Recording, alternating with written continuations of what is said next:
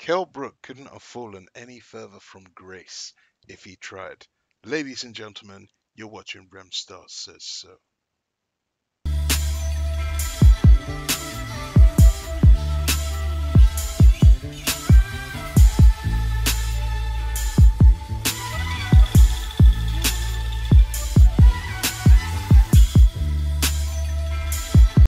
Thank you to all of my subscribers for listening to this video once again. Thank you to everybody who is like a sort of regular listener. Regular listeners, please accept this invitation to subscribe, leave comments, like, and share my videos. Let's get right into this. Kell Brook is pretty much a washed up, forgotten man in boxing. This is a guy who is a former IBF world welterweight champion, and he's pretty much gone from hero to zero. Kell Brook allowed fast car Eddie Hearn to talk him into that Golovkin fight in September 2016, and it's all been downhill since then. Kell Brook's career over the last 2.5, 3 years has just been one big fuck up after the next. He took the Golovkin fight, and yeah, he was probably winning the first 3 rounds, maybe four at a push. But when Golovkin fucked up his eye, it was curtains, and Kell Brook ended up getting knocked out. He then went back down to welterweight, and he faced Errol Spence, and Errol Spence broke his other eye, and Kell Brook took the knee. The biggest issue for Kell Brook, in my opinion, was, he went up, what was it, 2 weight classes to fight Golovkin for £3 million. Like, I don't know how much he was getting paid while he was the welterweight champion, but dumb move, dumb move. This was at a time where the welterweight division, there was great fights out there. Your Danny Garcias, your Adrian Bronas, your Keith Thurmans, pretty much everybody who's been on the scene. Your Sean Porters, your Lamont Petersons, everybody who has been on the scene since for the last couple of years, minus Errol Spence and Terence Crawford.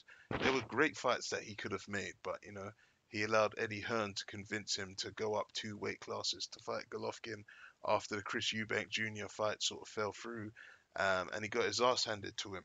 That was 2016. He never fought again. That was May in 2016, September. He then went on to fight Errol Spence in May 2017. He got his ass handed to him. He took a knee. He didn't fight again. The next time we saw Kell Brook was nearly a year later in March 2018, where he took on Sergey Rebachenko for the vacant WBC Super Welterweight Championship, or light middleweight, however you want to call it. He won that fight with a second round knockout, and then he took on Michael Zafira in a catchweight fight of December of last year. During that time, Kell Brook somehow was made the mandatory challenger to Jarrett Hurd's titles, but clearly him and Eddie Hearn have absolutely no intention of putting him in to face Jarrett Hurd. Kell Brook is basically a sideman. Like, he was chasing that Amir Khan fight, chasing it, chasing it, chasing it, and Amir Khan gave Kell Brook and Eddie Hearn 2 big fucking middle fingers, told them both to go fuck themselves, and now Amir Khan is facing Terence Crawford on BT Sports and ESPN pay-per-view for the uh, for the welterweight championship of the world, the WBO title. Kell Brook just looks like a mug. When Kell Brook first was looking at moving up to 154, he was running his gums, talking about how he was going to come and clean out the division, this and that, so on and so forth. And the American 154 bigwigs, they took notice. Jarrett Hurd said he would fight him. Charlo said he would fight him. There's loads of guys at 154 that's told Kell Brook to bring it. But realistically, Kell Brook hasn't done nothing. He fought Rabachenko, and that was it. Michael Zafira was a catchweight. I think he fought Zafira at about 150 pounds or 152 or whatever it was. Kell Brook is really fucked.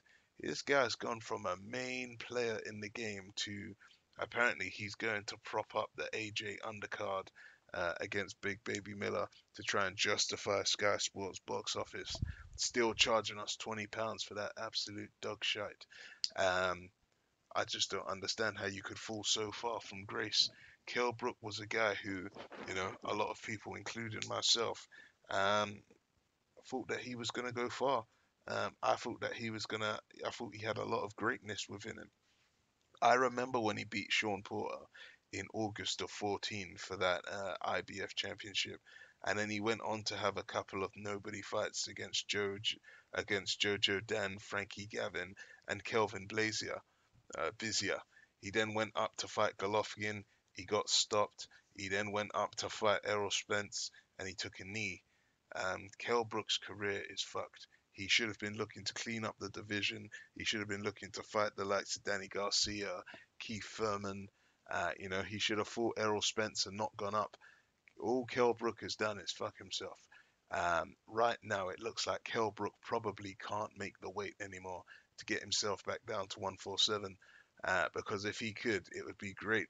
I'd love to see him fight Sean Porter again and see if he can nick that WBC title off of him, or even go and fight, Terence Crawford after he sparks out Amir Khan. But I just don't think that Kell Brook can get his ass back down to 147.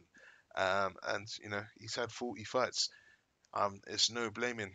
There's no blaming him. It's hard to make that kind of weight, especially for a guy like Kell Brook, who's rumored to walk around at about 185 pounds plus outside of fight nights.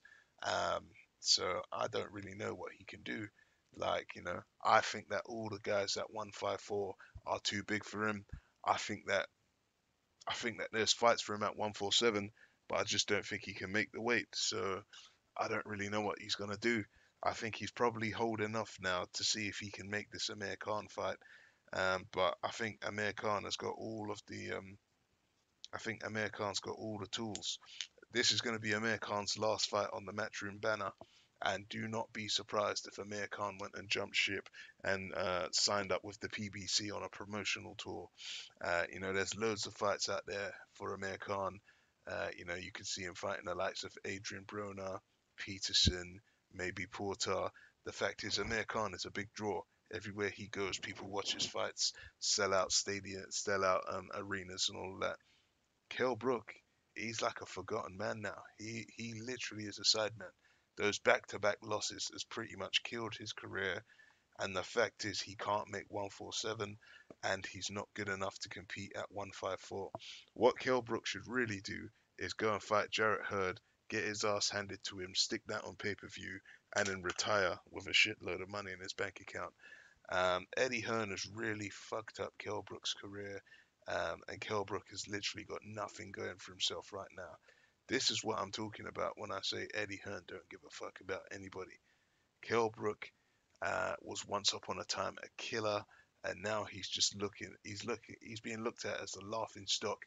He's probably going to try and ask the WBC to create some sort of catchweight championship because that's all he's good for now, fighting at catchweights. Anyway, guys, let me know your thoughts. Do you think Kell Brook has still got something to offer in this division? Do you think he can still make 147? Should he take that mandatory slot and fight Jarrett Hurd? What is the point in having another warm-up fight? Is he just sort of waiting around for the Amir Khan fight? Leave me a comment, hit like, hit subscribe. That's the end of the show because Remstar says so.